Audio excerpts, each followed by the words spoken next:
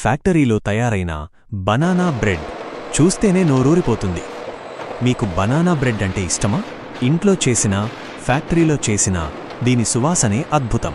ఇది తయారయ్యే విధానం చూస్తే మీరు ఖచ్చితంగా దీనికి ఫిదా అయిపోతారు. కింది కామెంట్లలో మీ ఫేవరెట్ బ్రెడ్ ఏంటో చెప్పండి.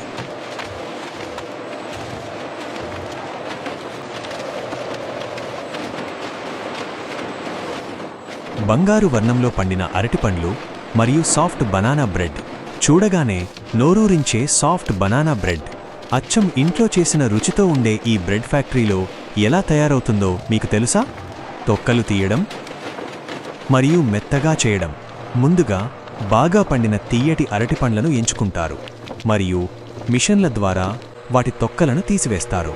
ఆ అరటిపండ్లన్నీ కలిసి క్రీమీ పేస్ట్లా మారుతున్నప్పుడు వచ్చే ఆ సువాసన అద్భుతంగా ఉంటుంది.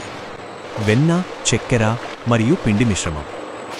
ఆ అరటిపండ్ల పేస్టుకు తాజా వెన్న, చక్కెర, దాల్చిన చెక్క పొడి మరియు మైదా పిండిని కలిపి పెద్ద పెద్ద మిక్సర్లలో తిప్పుతారు. ఆ మిశ్రమం ఎంత మెత్తగా ఉంటుందంటే చూడగానే తినాలనిపిస్తుంది. అక్రూట్, వాల్నట్స్ మరియు చాక్లెట్ చిప్స్ టాపింగ్.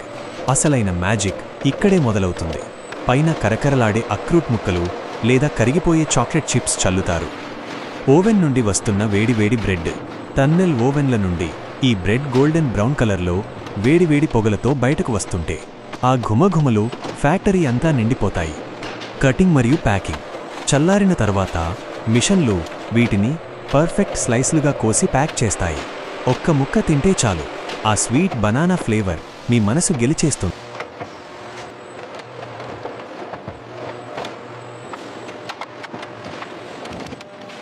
న్యూస్ నెట్వర్క్ను అనుసరిస్తున్నందుకు ధన్యవాదాలు. మీలాంటి వారు ఇచ్చే ప్రోత్సాహం ఎప్పుడూ స్ఫూర్తినిస్తుంది. మీరు పైన అడిగిన బనానా బ్రెడ్ తయారీ కథనం లాంటి ఆసక్తికరమైన మరిన్ని విషయాలు లేదా తాజా వార్తల అప్డేట్స్ కోసం నేను ఎప్పుడూ సిద్ధంగా ఉంటాను.